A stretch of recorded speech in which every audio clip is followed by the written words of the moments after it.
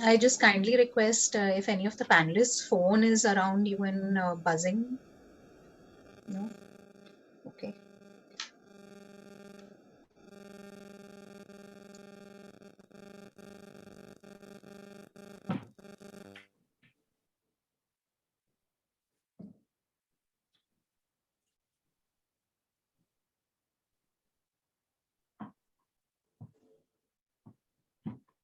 Shall we begin, ma'am?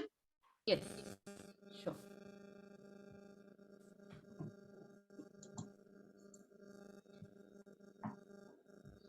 So a warm welcome to all of you for the launch of our booklet on transition from kindergarten to primary level, conceptualized, researched, compiled, and authored by Dr. Kamini Prakash Rege and edited by Dr. Swati Popat Vats. The booklet launch will be followed by a panel discussion on unified approach to transition from kindergarten to primary level in the post-pandemic era. Our panelists for today are Mrs. Binay Choga, the ex-principal of Udyachal Pre-Primary and Primary Schools, which are primarily run for the children of the employees of Godrej and Boyce Manufacturing Company Limited in Vikhroli. Under her guidance, the school has received the ISA International School Award from British Council 3 times. Mrs. Choga is also the executive member of APA's National Committee and has conducted various workshops for teachers and parents, and along with articles to various in-house magazines. We also have with us Mr. K.E. Harish, going by the philosophy that in education, passion drives and money follows. Mr. K.E. Harish has been working for more than 2 decades in education, redefining benchmarks through various initiatives and organizations. With an MPhil in education, he is associated with some of the best schools in Kerala as leader and on an advisory level. He is currently the CEO of one of India's reputed educational organizations, the Sadbhavna Group. He has received several awards in his career span, and besides being the CEO of the Sadbhavna Group, Mr. Harish is also the CEO of the Center for Research in Education and Teachers Training, a Government of Kerala initiative. He is also the CEO of Whistles, an early childhood education curriculum provider, and Vice President of Early Childhood Association, India. A philanthropist at heart, he is involved with several organizations as a thought leader, such as Mission Better Tomorrow. Mrs. Parveen Sheikh, welcome to you. Mrs. Parveen is an established professional in the field of education and child development for over 2 decades. Her continued interest and passion leads her to constantly innovate and conceptualize ideas for preschool, primary, secondary, and senior secondary school learning. Her expertise as a mentor and coach for the professional development of pre-service and in-service teachers has been widely recognized. She regularly conducts workshops to guide teachers and professionals for designing a developmentally appropriate curriculum, as well as creative and effective classroom design layouts. Currently, as the principal of the Somaya School, she constantly strives and endeavors to implement her ideas and acquired expertise, thus making the school a vibrant center for learning and growth. She was awarded School Leader of the Year by Leadership Excellence Award in Dubai and the Iconic Leadership Award in the presence of Honorable Governor of Maharashtra, Shri Bhagat Singh Koshyari.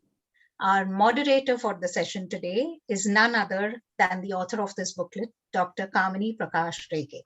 Dr. Rege is the Assistant Professor, Department of Human Development at the College of Home Science, Nirmala Niketan in Mumbai, Maharashtra, and is also the founder member and joint secretary of the National Committee for Early Childhood Association and the Association for Primary Education and Research. I will now hand over the stage to Dr. Rege to say a few words about the book and launch it. Thank you very much, Reshma. I hope I'm audible. Yes, ma'am. Thank you. And good evening, the panelists. It's really my pleasure to have all of you together on the common platform. I'm sure the attendees, the participants are going to learn quite a lot from you, and definitely it's going to be taken ahead. A little bit about the book. So what's transition? Actually, transition happens in all facets of life. We all know that every move is a transition. Every stage of life is transition. And this is an important stage where we are talking about either home to school or kindergarten to primary level, which becomes a first important phase for a child to be experiencing the world around. So, the smoother the transition, the better is the adjustment. And that's how the overall development. Little bit about the book, if I have to share. The book basically introduces transition from kindergarten to primary level. Very rarely we have thought about this transition in detail, but it does have an impact on the child. Especially, this book talks about the values, the benefits for the parents, benefits for the child, and benefits for the teachers when and how the smooth transition should take place.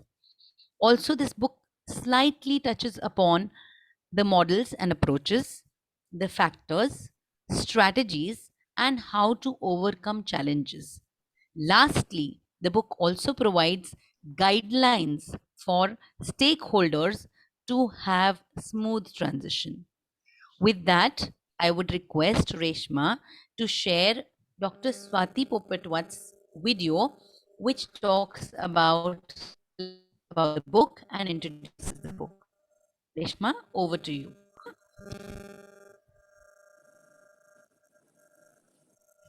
Namaskar and hello everybody. I am Dr. Swati Popatwats and I would have loved to be part of this panel which is being moderated by Dr. Kamini and this wonderful booklet on transition being released today by Early Childhood Association and Association for Primary Education and Research has been compiled and researched by Dr. Kamini Rege. I was fortunate enough to edit the book. She was kind enough to let me edit the book. And I have gone through the book because it's the need of the hour. Whether we talk about physical schools or virtual schools, the transition from preschool to primary school, I think, is the most important part of education, which is sometimes and most of the times very ignored in schools, among parents, etc. You know, we tell children, "Aap big school mein jaoge," and we think we've covered it all.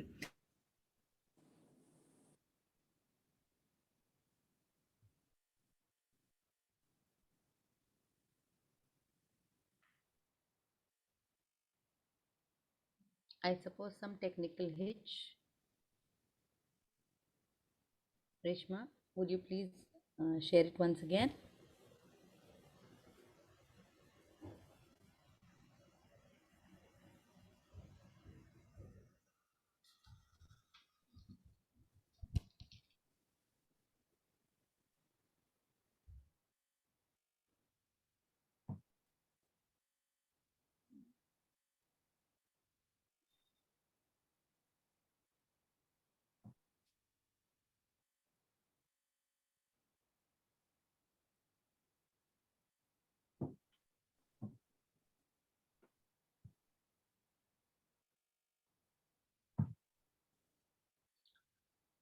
Reshma, can we have it again?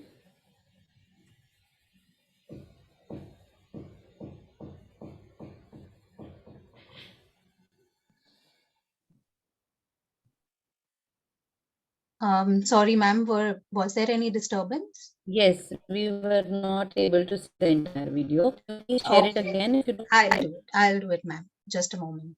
Yeah.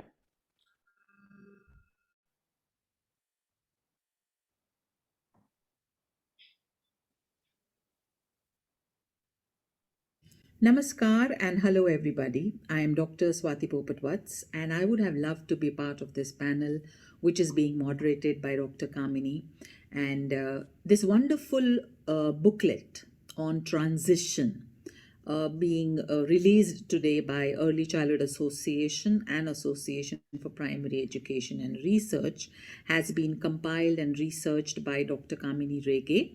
I was fortunate enough to edit the book. She was kind enough to let me edit the book.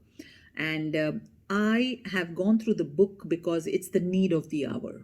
Whether we talk about physical schools or virtual schools, the transition from preschool to primary school, I think, is the most important part of education, which is sometimes and most of the times very ignored in schools, among parents, etc.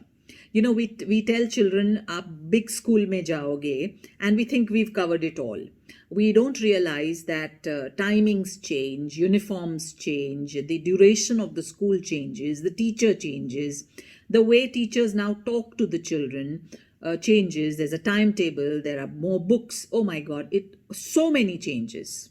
And we just call it as big school mein jayenge. I think it's time we as educators understood transition in its truly scientific format, which is what this booklet does. It helps you understand the research in transition. It helps you understand how to make transition a process that is something that is qualitative and supportive for young children, so that all stakeholders need to understand it, whether it's teachers, whether it's principals, whether it's parents. They all need to work as that village that helps to raise children.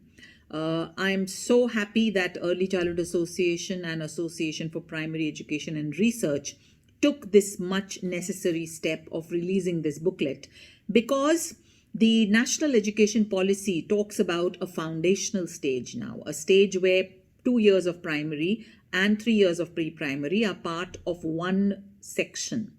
And that is done also keeping transition in mind. The government also noticed that children, when they go from pre-primary to primary, especially at that tender age of 6 years, were finding it difficult. So I think this booklet is something that every school must have. This booklet is something that every teacher and every parent should go through to support children's transition, because it is one of the most important periods in children's.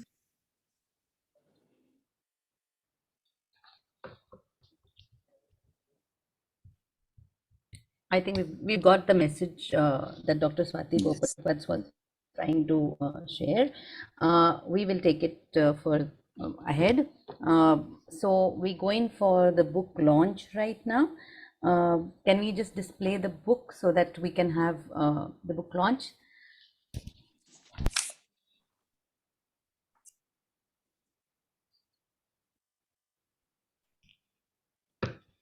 There's some.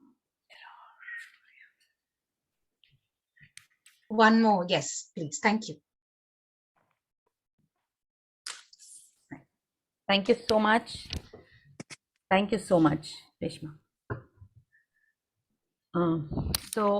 With that, we will now take the privilege to have the panelists share their views and ideas. So here's my first question to all the panelists, and maybe I could begin with Ms. Benaifar. Ms. Benaifar, how would you describe transition, only transition or transition for children from kindergarten to primary? Either ways. First of all, Dr. Kamini, let me say congratulations on the release of this book. It's really nice being through the matter.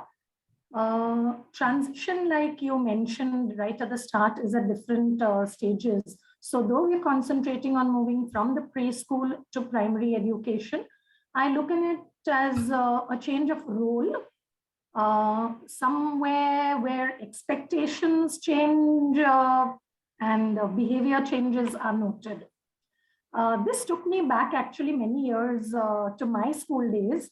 I was in Queen Mary School, and our preschool had 3 classes: nursery, KG, and transition.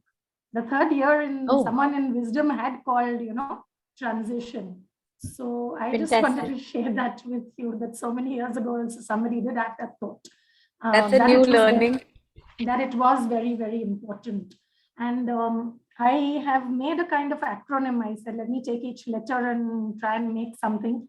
So it is to reach a new stage involving the individual's objective needs. So each letter of transition, and I've tried to put it that way. And I also hope this is like a meeting ground for ECA and APA to come together, because it's transition. Absolutely. Ms. Parveen, Sir, Harish sir, would you want to share your views about the same? Yeah, well, thank you, Dr. Kamini. Like Benefis said, I also would like to congratulate you for bringing such a wonderful, very crisp, very concise document. And as I was going through it, it looks like a reference material. It's really, really going to be very useful. Speaking about the transition, like what we said, it's a moving from one stage to another, no doubt about it. But when you see an image, some sound is there? Okay. When you see an image, thinking about transition, I always think about the baton changing. In 400 to 100 meter relay, the baton changing process is the best example for a smooth transition. The finest, the smoothest, and the fastest. There are three parameters. It is the finest without any hiccups. It moves forward, and it is the smoothest and the fastest. Very little time.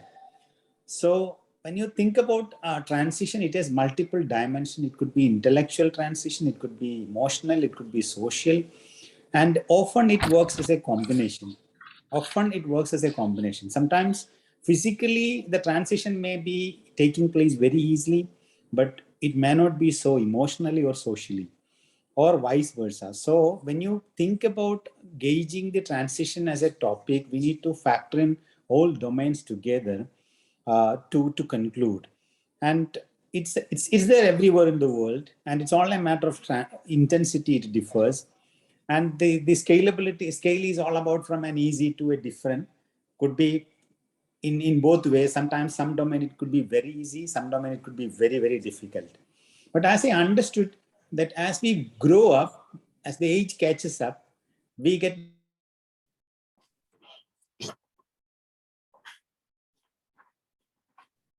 to this transition.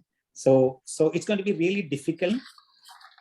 Yeah, it's going to be very difficult at a young age. So this topic is very, very relevant, because the most affected age of transition is going to be the youngest. So this book is really relevant, and the topic is very, very relevant. Over to you. Thank you so much. Thank you. Parveen, would you want to add something? Yes, I think they have covered quite a bit, but I thought I will just give my way of looking at it. I see it as progression, because I see positive growth when transition takes place. And like any kind of change, there will be some amount of discomfort for the person who's going through the transition. But the end of the transition is growth. So it is movement from one developmental stage to another. It is very organic. It has to happen for the child to reach the next stage. And like Harish sir gave an analogy, I can think of an analogy. I think of, like, when you're climbing stairs, normally there is one flight of stairs. So you climb that, which is pre-primary, then there is landing, where you stop. And people who are over 40 like me, they have to stop and take a good deep breath. So I consider that transition as that place of landing, where you are actually pausing, breathing, gathering your energy, planning, and thinking how will you take the next flight of stairs, which is your primary section. So if I could visualize that landing between the two flights of stairs is transition for me. So it is like a no man's land. Okay. Pre-primary teachers think they have done their job. Primary is ready with their curriculum, because as soon as kids come, they want to start teaching. So this no man's land, which is what you have covered in your book, Kamini, very beautifully. And I think the book will be very useful for both pre-service and in-service teachers, because I don't think any course covers generally transition. And this is a thought-provoking book which will make educators realize that in pre-service training also, this has to be covered in great details, because this experience will decide how the child is going to perceive the rest of his learning in that section of the school. And sometimes if it is not taken care of, it can be quite traumatic for the child. So good food for thought. And I think the launch is very well timed because schools are going to open hopefully, and we need to prepare ourselves for that. So it's a very well timed book. Yeah, booklet. Yeah. Thank you, Parveen. And I think you've kind of touched upon my next question. But before that, I must say, wonderful analogies. And Ms. Benaifer, I definitely take the wonderful thought of transition stage or a classroom of transition, which is going to be a bridge between the kindergarten and the primary level. So thank you very much for your inputs on my first question. Now the second question, because as very rightly, Parveen, you have added that we are soon going to open. So do you think that, or I think I could begin with Harish sir or Parveen, as to is transition going to be any different in the post-pandemic stage? Is it going to be a little different? And in case if it is so, what are your comments on the same? So, Kamini, this question is for me, right? Either of you. Yeah, I mean, it's going to go. Yeah, Parveen, you please, can go start. ahead. We can. All right. Okay. Yeah, So we don't know how it is going to be. Like, how all through this COVID lockdown, we have been anticipating, preparing, and then maybe something else only happens. So based on what we have seen, it is going to be difficult for children. I'll tell you why. Because the batch which is going to grade 1 this year, moving to grade 1, they have been in physical school only in nursery when they were 3-year-olds. All right. And the kindergarten or the preschool is seen as readiness for formal schooling, which is primary. And the 2 years that are supposed to be preparing them for moving to primary have been online. With all due respect to all the teachers and schools, we have done our best to make it fruitful for children. But we have been largely able to give them concepts. The skill sets which were required to make that move to primary section, children will lag behind in a lot of skill sets, which we need to bridge. So there is a learning gap which we need to bridge. Earlier, we used to think that separation anxiety is only for children who are entering school for the first time. But I foresee a lot of separation anxiety being faced by children who are moving to primary as well. The reason being, they have been cooped up in their homes. They have been spending unnaturally long hours with their parents. In a normal scenario, either parents were working, kids were in school, so they were spending reasonable amount of time with parents. But now there is a kind of unhealthy attachment that they have developed with parents because they have been with parents all the time. So I'm also anticipating that senior KG children going to primary, there will be some amount of separation anxiety. So we need to prepare them for that.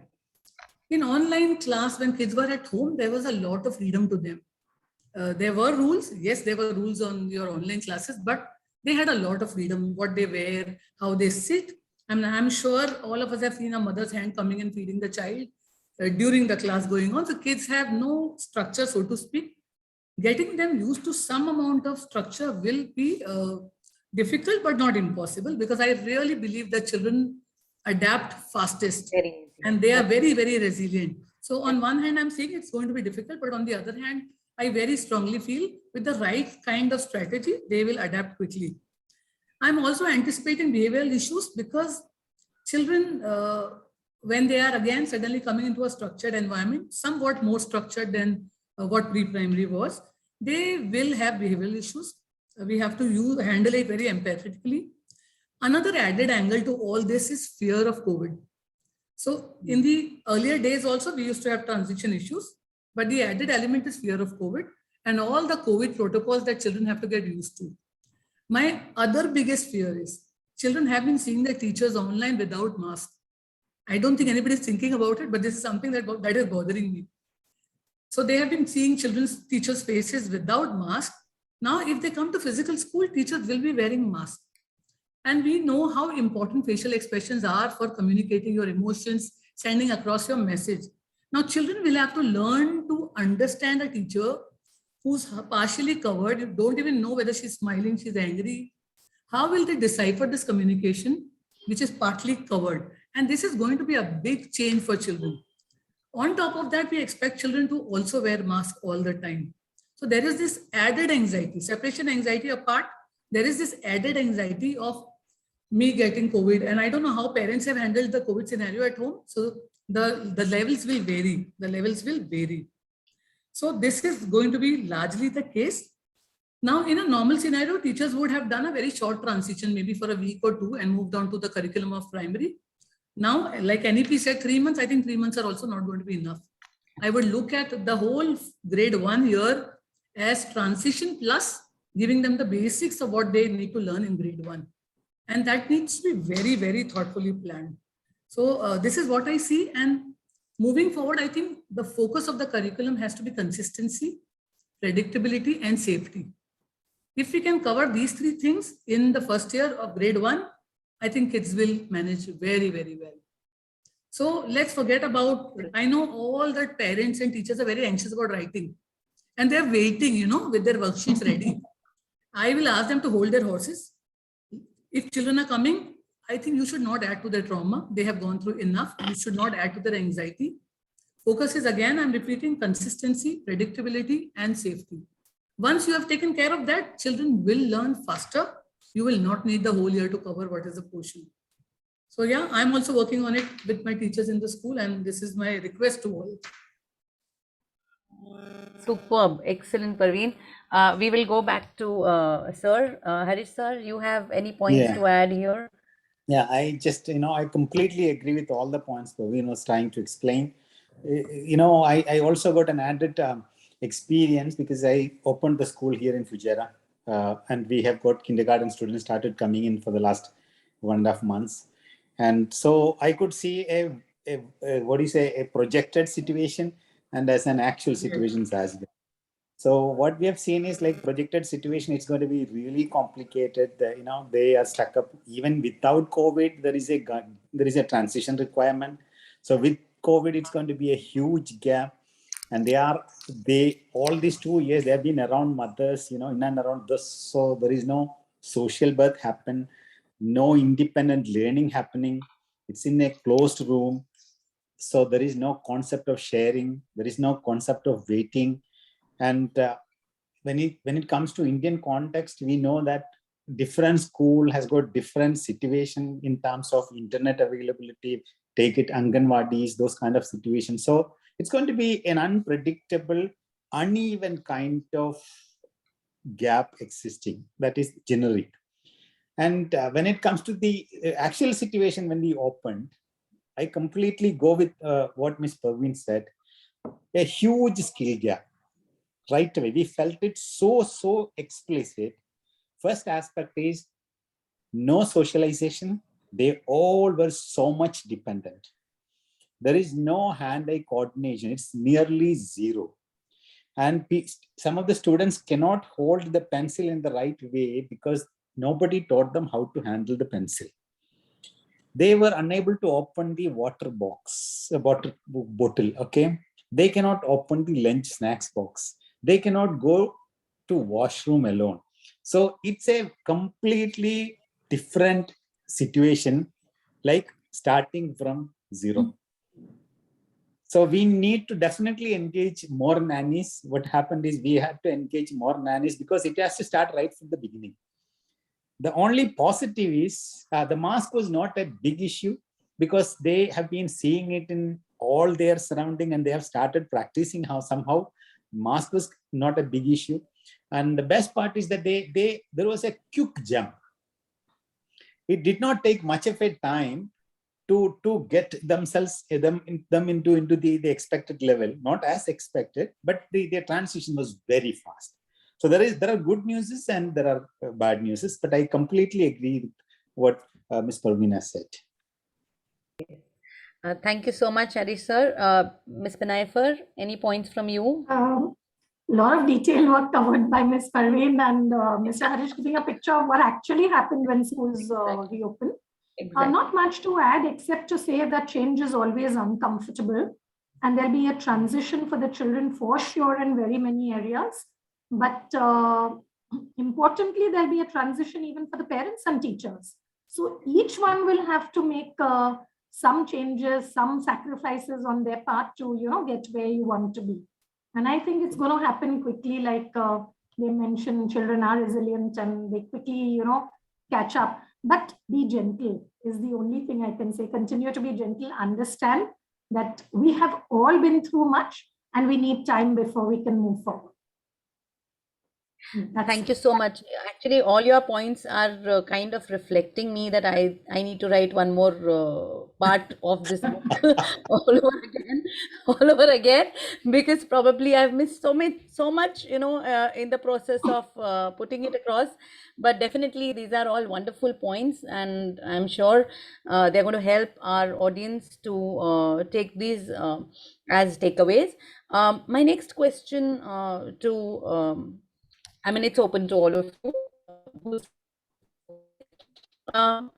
What are the suggestions that you would provide the parents? Because see, right now schools are preparing themselves, or probably training their teachers, or kind of preparing from their end as to how do you introduce the child to a primary level.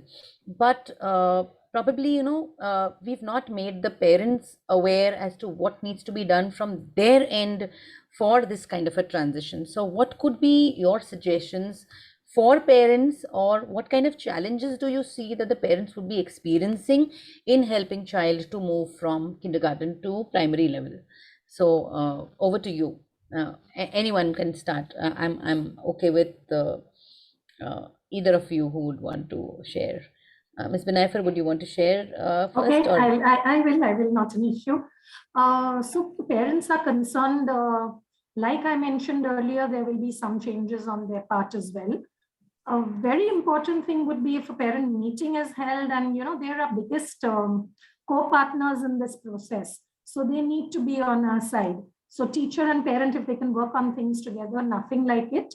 You need to set a routine. Okay, that's the most important thing the parents would need to do when the transition period happens. Coming to physical school, first of all, like Arvind ma'am said, you see a hand feeding the child. Now they need to be independent in very many ways. So we can start the process such that it's then not very fearful for the child when the child is in school. You start independence, you start sleep time, which is good. Now they're allowed to do what they like, sleep when they like, get up. Sometimes it's been like, okay, get up, your class is starting, plonked in front of the computer just 5 minutes before.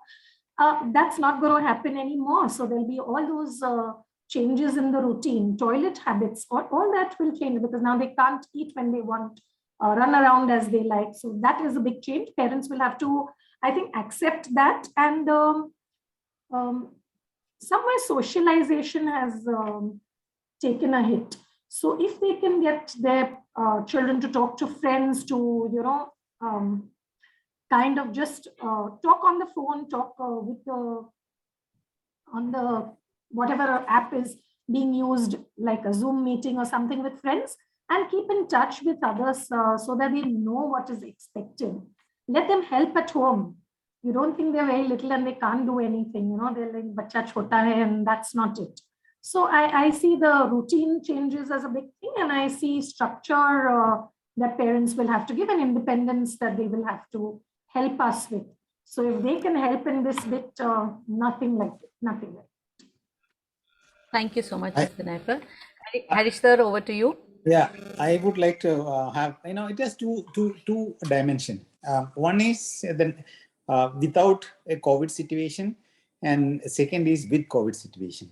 Without COVID situation, it's so simple that they need to accept that there is a transition required. They should be aware of the fact that there will be a learning gap, and they need to support, they need to design a process for it, and they need to work very close with the school system. So this is a very ordinary situation. But now what is happening is there is a different situation, because they have been playing the role of a teacher for the last 2 years. Now, the real transition is required not for the students. The real transition is required for the parents, from a teacher's role to a parent role. So what will happen is they have been so conditioned doing the homework, doing the activity. So what happened is the parent part is completely missing. Every mother is a teacher for the last 2 years. So the first aspect nowadays, I would request my parents, please be the parent, not be the teacher once the school open. Okay. And you don't need to redo everything again, because some of them are really excited to be a part of the schools and they don't want to stop that process again. So end of the day, the parent will completely be missing. So this is the most crucial part after, post-COVID, when we have the normal situation. Second is, as we discussed, the skill gap is quite big. So there should be a specific design for bridging it. And that should be a specific design, because this is a very unusual situation and it is not required every year. But now every parent should have a skill gap analysis which needs to be worked with the school, and they need to have a complete process of bridging. So it has to happen both partly from school and partly from home. This is what my advice to the parents. Thank you so much, Harish sir. It's a very practical suggestion that you have shared. Over to Parveen. Ms. Parveen, would you want to share? Yeah, I completely agree with him when he says that they have been teachers and they have been co-teaching even on Zoom. And many a times we realized that when we were asking a question to the child, the mother would answer quietly in the child's ears. So in fact, yesterday I was taking an orientation meeting with my parents and I said, parents, you prepare yourself because you're going to have withdrawal symptoms. No more Zoom. And suddenly, they will not know what is happening in the child's class. Right now, they have a ringside view of what is happening in the child's class every minute. They will find it very difficult to withdraw and not know. And they might then find it very difficult to, and that communication with the school can become a little difficult for them. Another thing that I have noticed based on my experience last so many years is how a child is going to handle transition depends wholly on the parent's reaction. If a parent is an anxious parent, the child will be extremely anxious about the transition. So parents, and normally a lot of time parents say, no, but I'm not anxious, but their body language is completely different. They have tears in their eyes as if they're sending the child to war, I don't know what. So the kind of body language parents have, the kind of reaction, and parents don't realize, unfortunately, that children don't listen to you, they watch you. They see you more than they hear you. So children are watching you completely. So whatever reaction you are giving about reopening, they are going to take it positively or negatively. So my request to parents is, within the children's earshot, don't talk negatively about school, or don't share your fear about reopening and whether school is prepared or not prepared. All the schools are trying to do their level best to sanitize schools, to prepare the school for your child's coming back, and they will take an orientation where they will guide you. Please attend the orientation. A lot of time parents don't turn up and then they say, we don't know. And then your anxiety will increase because you are not part of the orientation, and every school gives you a chance to ask questions in the end.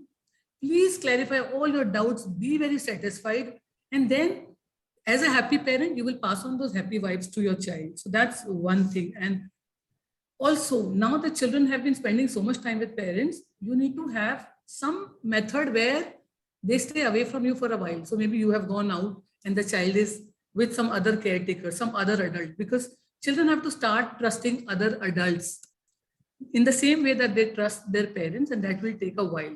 So this kind of little bit of practice of separation is required.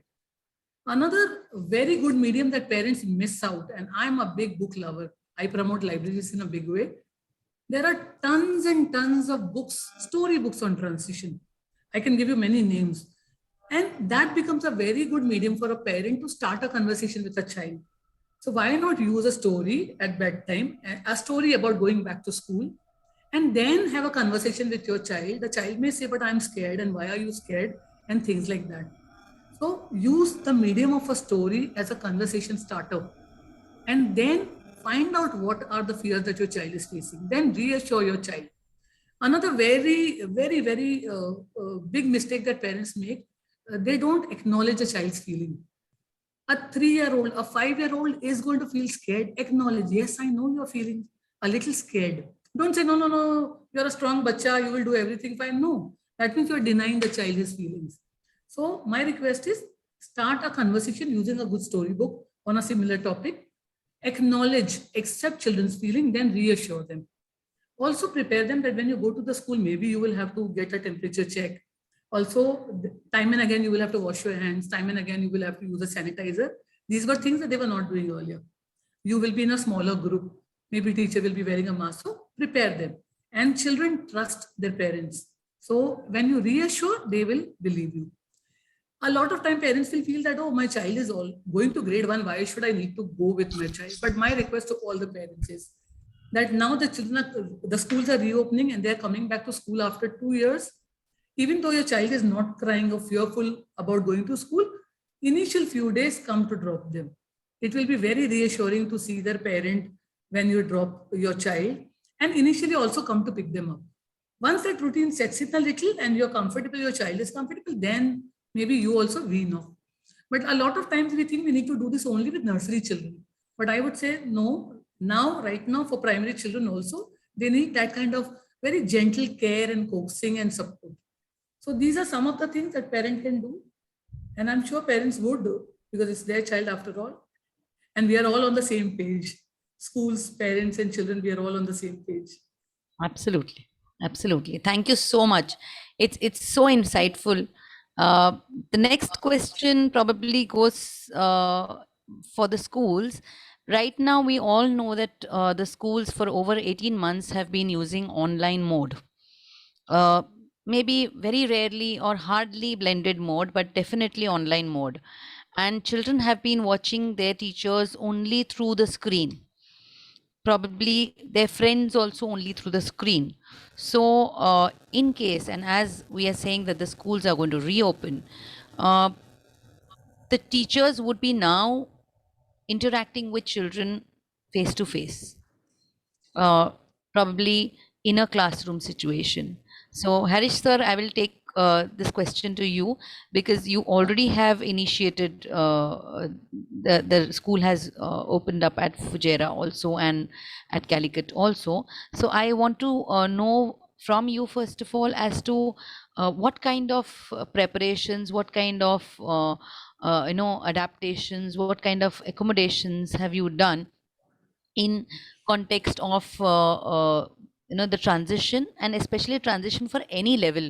Definitely we will be focusing on primary level, but a transition to any level, because here at every stage the child has been initially in the online mode and has after over 18 months has gone back. But those children who are slightly in the higher levels have some experience in the previous years, but now the primary level, what do you suggest? So over to you, sir.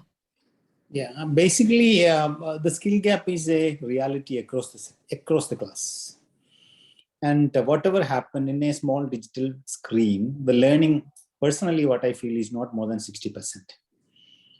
However effectively you disseminate the knowledge through a digital platform to a school context, the takeaway of the learning is, because every home is different and different learning situation is, the academic atmosphere at a home is different. So the emotional readiness is not good enough to have a real learning process through Zoom. It is a fact. And every class has this learning gap. It doesn't matter whether it is LKG, whether it is non-standard. There is a learning gap. And on top of it, when there is less internet, the internet issues are more, the learning gap is going to be proportionately more. What we have done is we made a 3-dimensional approach. First is safety. As the integration happening, safety, because they never been into a pandemic situation before. So everybody has to learn to live with the entire protocol. Yeah, they cannot run around, they cannot hug, they cannot touch. They need to maintain their 1.5 meter throughout the day with all their friends. So this is basically safety. And second is social. There is a social preparedness required. And the third one is academic.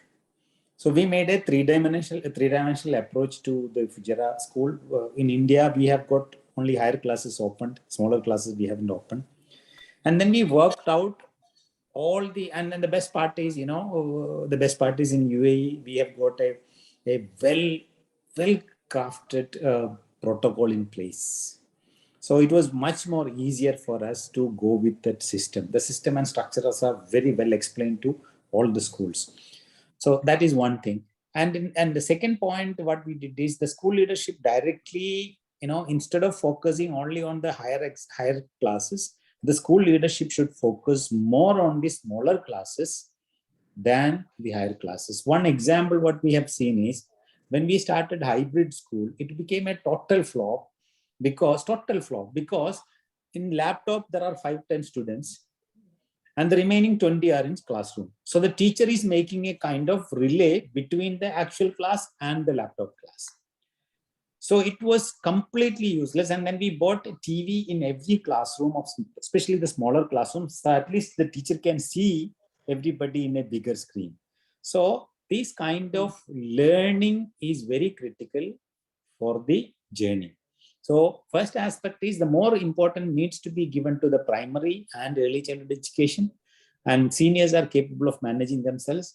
And in all these three domains, the smaller classes are required greater attention. This is what I understood. Thank you so much, sir. Ms. Benaifa, Ms. Parveen, would you want to take this as to what you are planning to do in case if you are implementing it? What kind of suggestions would you give to our audience? Yeah. So you want to go ahead, Benaifa? Yeah, because you're on mute. You're on mute. Yeah. So Kamini, what we did, we have been anticipating opening, reopening from last 1 year. So we are planning on paper. We kind of did something which really worked for us. We opened a school library way long back, 6 months back, and we specified time duration. One parent and child can come with all the protocols to be followed. They come, use the library, borrow books. And this worked so well for us because the kids who had never set foot in the school, they entered school. They realized what a school building looks like, especially the nursery kids who took admission online. And that started connecting the kids and the parents to the school, because we were also in school. So then the parents would take them around to see the empty classroom, no problem, but at least they knew that this is the classroom. And if the teachers were in the corridor, they would meet. So the youngest of the lot started getting an orientation to what a school looks like. So that really, really worked for us. Now what we are planning moving ahead, if our classrooms have a very small number in pre-primary, we have 22 kids, they will be further divided into 2 smaller groups, and they will be seated into different classrooms. So one teacher is handling only a smaller cohort of 11 kids. Amongst those 11 kids, we will further divide them into 3 smaller groups for activities. And those 3 groups will remain constant throughout the day, throughout the week. And these are called smaller bubbles. And this will be very helpful when we are doing contact tracing. For example, we are taking them to outdoor area. Those smaller groups will go in the outdoor. God forbid, if anybody is infected, we have to trace only the smaller group. Another thing that we are planning is every child will have their own learning basket, so that sharing of the material does not happen. They are not sharing the glue stick, they are not sharing the scissor, and they have cubby. So every child's name will be put up on the tray. They take the tray, they do the activity, go there. Their entry and exit will be staggered because it's not that only pre-primary will be coming, other age groups will also be coming. So their entry, and because we have the luxury in our school, we have a couple of entries and we are part of a larger campus. Their entry exit will be staggered. Their timings will be shorter, much shorter. And like how we have been doing earlier, initially they will be accompanied by their parents, one parent at least. Then we will slowly wean them off because that would be required. So these are some of the things that we have planned. And the curriculum focus is definitely not academics at the moment. The curriculum focus is going to be skills. The curriculum focus is going to be play.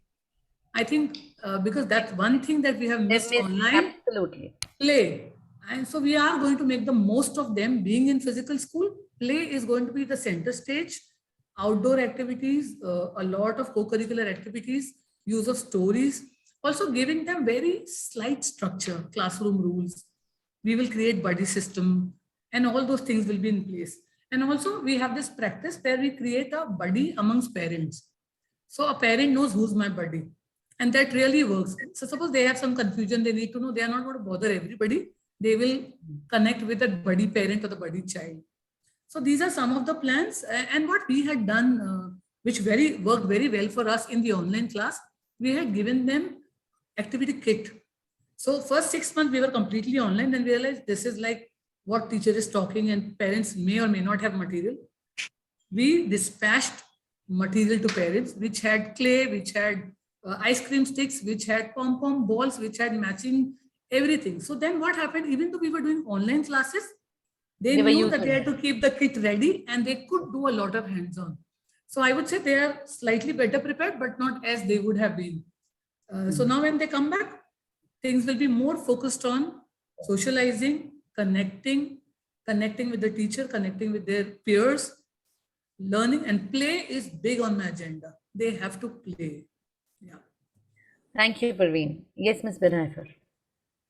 Yeah, Praveen has really given a broad outline. We've also thought of some of the things, children coming in small groups, having parents wait there. So we designated a waiting area such that if they are anxious and want to see the parent, they can go out of class, see the parent, then get back into the class. Because it's like saying, okay, pre-primary to primary, only the word pre goes away. But there's so much that's happening in that pre going away, like the skills which have to be developed and are missing. In fact, I thought of something radical. I actually thought that if the government gives everyone about 2 months of a buffer period, say, that's going to be only to cover up things and then start the new academic Absolutely. year. 2 months, maybe a little too less. I think 6 months is also fine. We've anyway lost 18 months, so that is better that we get 6 months. I thought start the next academic year only in a different way. Absolutely. You know, with 2 extra months. Absolutely. And a lot Absolutely. of movement. We plan having a lot of movement with, like Praveen mentioned also, it's going to be a lot of play, but art, music, PE, all those elements are going to be very important for the child. So keep your games, keep your activities ready. And if a child is entering second or third, don't just say, now you're a big child, you can't, you know, big girl, big boy, don't do that, don't cry, don't feel. They are going to feel very different when they start entering. And I think teachers just need to be a bit more gentle and a bit more sympathetic to how they've been over these last, many months, not few. So that's what I wanted to add. Kamini ma'am, one Thank you more so point. much. Yes. Sure, sir. Sure, sir. Adding to what Ms. Parveen said, it has to be a staggered entry and exit. And the entry is relatively easy. Exit is going to be really tough if you are going for uniform. Everyone look like the same. And with the mask, you can't differentiate which child is whom, okay?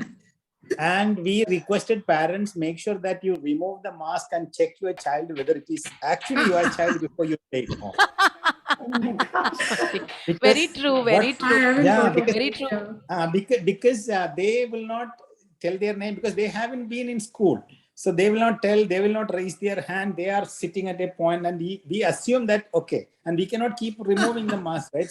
So I said, you make sure that the luggage is correct before you go home. I say to everyone. That's wonderful. Really, absolute pointers. So just before I come to the last question, because we are almost 6 minutes away from the time we've started sharp at 4:30. Just to last thing, that before we close down, we would like to take one more picture. I think the picture for book release has not come out too well. So we will come to that. Reshma, if you are ready, then can we have the image being taken? Can Yes, we do ma'am. that right away? Yes. Yeah. So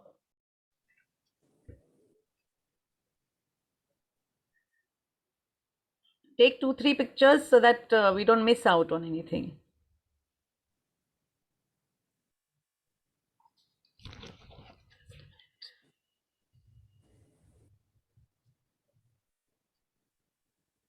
Done, ma'am. Thank you so much. Thank you so much. Thank you so much. Thank you. So my last question, actually it's not a question, but any comments? Because right now what I see is there's so much to discuss and so much to talk about, because we are only talking about transition for children. But I think it's a big transition for teachers too, because they are the ones who are going to now move into helping child adjust to this transition. So, Ms. Benaifer, can I have the last comments from you, and then Harris sir, and then Ms. Parveen? Okay. And yeah, please. When you talk of transition and we say that it's going to be transition with so many skill sets that are missing, it is very important for bridging meetings to happen between teachers. So we've always had this at our school, and I think they work very well. Like the previous year's teachers meeting the next year's teachers, because then they pass on, you know, what the child's needs are, if something is bothering that child, or also exactly what has been done or has been left undone and needs to be covered in the next class. So 1 foot at a time and keep going forward. It's like that. Definitely very good to have these bridging meetings between teachers. So that I would like to add. And like I've said before, go slow, be gentle, understand where the children are coming from, then do the syllabus. Thank you. I Thank just you also so much. want to Ms. say Vinay. thank you to Yeah. Mr. Yes. Harish. He's given a great picture of what happens when the schools actually open. And we are getting ready for some of that and listening to you, sir. You'll have a lot of entertainment value, believe me.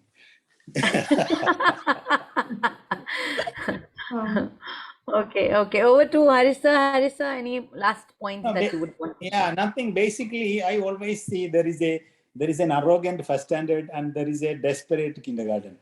Okay, the first standard is standing as a very rock there without extending the hand to backward. And every time it's an historical reason. Basically, the first standard came into being on a later stage, an add-on added as a prefix. So this issue has been there throughout. I think I strongly stand for NEP because that bridge will be killed once the NEP is there. That is the best part of it. Otherwise, the first standard is an attitude issue. We need this much to have our children in first standard. So what happens is every kindergarten teacher in the world is trying to match up the expectation of first standard. I'm not talking about one teacher. It's a universal ego standard first standard. I think it's high time that we need to kill that. Second thing is, no KG teacher, very rarely I've seen KG teachers becoming a school principal. So what happens is, exceptions. I'm saying very rarely. That's what I said, very rarely. So what happens is, generally. I was waiting for that. Yeah, no, Sorry. at least, I'm so glad. I'm telling very rarely, okay? I'm not saying no, okay?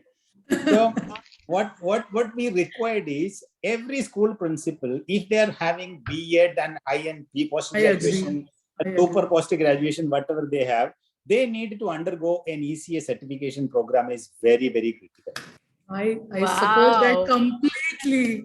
And the third point is you needed to have a forward integration is anyway, by the end of the last 3 months of KG, the desperate KG teachers will try their level best to match up to the first standard, but there should be a backward integration from first standard as well. The last 3 months, the first standard teachers should reach out to the KG2. They need to extend their hand. There should be some conscious effort by the school leadership to bridge it, point number 3. And point number 4 is parent training is very important because they expect everything to be so smooth, but it will not be so smooth. And the 5th point is the entire teacher community should know that there is a integration issue in standard 1 because everybody has to be aware of in a school community. These are the first 5 points that I want to tell. Thank you so much. Yes, Parveen. I will add on to what he has said, and I completely agree because in a lot of schools, the pre-primary is a separate wing and they don't know what's happening in the other sections of the school. And that is partly the reason why transition is so difficult. So to overcome that, what we have been doing at our school is we make the primary teachers observe pre-primary classrooms. So there is proper observation of pre-primary classroom and vice versa. And it was very easy to do it in an online mode. So my primary teachers have been observing pre-primary classroom and pre-primary, primary. So they know exactly what is the expectation in grade 1. Grade 1 teachers know exactly how old they are, what they are capable of doing. And we don't wait for transition, we plan together. So there are several meetings held between my pre-primary teachers and primary teachers. They want to know what is the reading level, they want to know what is the writing level, what have they done in numeracy. And based on that, we plan the grade 1 first 2-3 months. We have been doing it. And now NEP is making it compulsory. I'm very happy. Other kids will also benefit from it. So that we have been doing. And it really works. It's a very simple exercise, observation, but it works. It helps. And collaboration between pre-primary teachers and primary teachers, that also helps. Another third stakeholder is your parent. Bring them along. They also want the same thing. You guide them because they may be doctors, they may be engineers, but they don't know about these child development issues. So I think guiding them from time to time helps. It will also help if you give them the day structure in advance. So do as many orientation as you can. there is no such thing as more communication. More communication is better than less communication. So we do a larger orientation where they come to know how the primary works. Then we have separate orientation with the class teachers. And again, they can ask whatever question they need. So something that came to my mind when we were thinking about this transition, and I realized that last 1.5 years, the teachers have not been able to maintain eye contact with children. Did you think of that? And eye contact is the basic, I mean, I would say it's a Wi-Fi of human connection. And we have not been able to do this very basic thing with our students, because you may be looking at the screen, but you are not maintaining eye contact. So we have deprived our children, not that we did it intentionally, but our children were deprived of the basic eye contact from their teachers. So once we come back, teachers, let's focus on these aspects, coming down to children's level, maintaining basic eye contact. So I want to leave, since this is the last question, you with 3 C's. Connection. When I say connection, please spend a lot of time, energy, and your curriculum on building a rapport with your students as well as with your parents. Second is compassion. Meet children where they are. Like Mr. Harish also said that each child, now that they have reopened, is at a different level. So meet children where they are rather than trying to pull them to where you want to take them. So compassion, not just for students, compassion for parents also. Please understand it's their child, they are anxious. And most important, self-compassion. You will do everything for everyone, but what about yourself? So compassion for all the stakeholders. And lastly, the third C is communication. Communicate with parents on a regular basis. Communicate with children. Even when you are taking a class, during the class also don't make abrupt transitions, because children would want predictability. So have lots of visual displays which tell you which is the next activity, which is the next activity. And when you're moving from one activity to the other, inform children. So connection, compassion, and communication for all stakeholders, and I think we are good. Thank you everyone here. The panelists were superb. I just want to conclude by just adding few lines. Every child responds to transition differently. Some children may feel excited about the new experience, while others may be worried about learning demands, making new friends, adapting to new environment. Most of the time, these problems are not permanent. As a parent, as a teacher, it is important to maintain an open attitude, and in such situation, to have appropriate contact, relevant professionalism if the situation is becoming overwhelming. Thank you very much, panelists. Ms. Parveen, Ms. Vinay, Harry sir. It has been exceptionally wonderful session. There's been so much of learning. As I said, I really need to look at the book once again and rethink about having a second part of it where all your practical inputs can be added to whatever it is. But definitely it's going to take a long way. It's going to be tough for quite a number of us, but definitely not impossible. So thank you once again to be there on the panel, to spare your time, to give us such wonderful, valuable suggestions, inputs, ideas, thoughts. It's a pleasure to be there, having you all on this booklet launch. Thank Thank you. Thank you. Thank you so Thank much. you so much. It was a great learning experience for all of us. We learned from each other. So many new Yeah. ideas. And Absolutely. Absolutely. Definitely. So once again, thank you, Reshma, for organizing. Thank you, Mansi. Thank you, Dr. Swati Popatwats, for making this this panel discussion possible for all of us. Thank you very much, Thank you. ECA and APER. Thank you. Bye. bye-bye. Bye-bye. See you. Bye.